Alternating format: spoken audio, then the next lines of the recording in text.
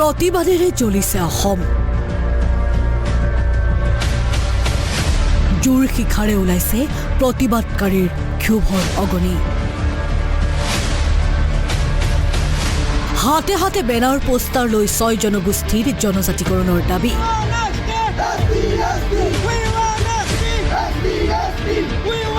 মঙলদৈত 100 ঘণ্টীয়া বৃহৎ গণ অনশন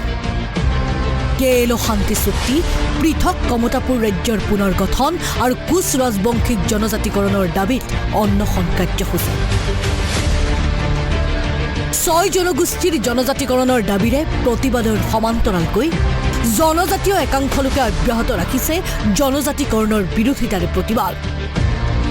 সেই প্ৰতিবাদক প্ৰত্যাহ্বান জনাই অসম উত্তৰ বংগৰ ভিন্ন প্ৰান্তত অনশন কোচ ৰাজবংশীৰ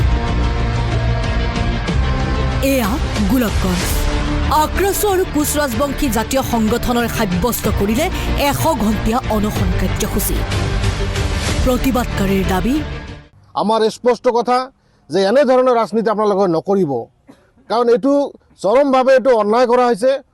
মানে অগণতান্ত্ৰিক কৰিছে এইটো অমানৱীয় কাণ্ড কৰিছে এই কাৰণে মাননীয় মুখ্যমন্ত্ৰী ডাঙৰীয়া লগতে আমাৰ বিজেপি চৰকাৰৰ বৰ্তমান প্ৰধানমন্ত্ৰী নৰেন্দ্ৰ মোদী ডাঙৰীয়া আমি আহ্বান কৰিছে তেখেতসকলক অতি পলমে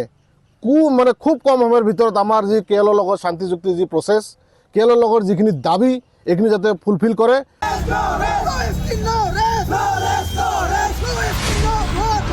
অভয়াপুৰীটো কংগ্ৰেছলৈ সকিয়নি কোচ ৰাজবংশী জনগোষ্ঠীৰ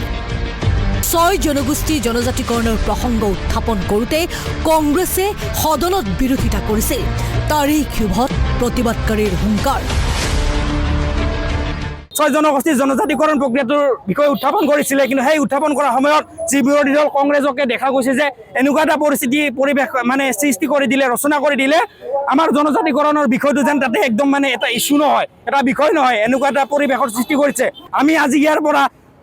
ৱাৰ্নিং দিছোঁ এই যি কংগ্ৰেছ দল আছে এই কংগ্ৰেছ দলক আমাৰ যি 6 জনগোষ্ঠী কোচ ৰাজবংশীক আদি কৰি আমাৰ যি 6 জনগোষ্ঠী এৰিয়া আছে সেই এৰিয়াসমূহৰ ভিতৰত কংগ্ৰেছ দল নিষিদ্ধ বুলি আমি ঘোষণা কৰি দিম মুঠৰ ওপৰত জনজাতিকৰণ নোহোৱাৰ পৰ্যন্ত ৰাজ্যত ক্ষান্ত নহয় 6 জনগোষ্ঠী ব্যুৰো ইনপুটৰ সহযোগত নিউজ ডেস্ক আসাম টক্স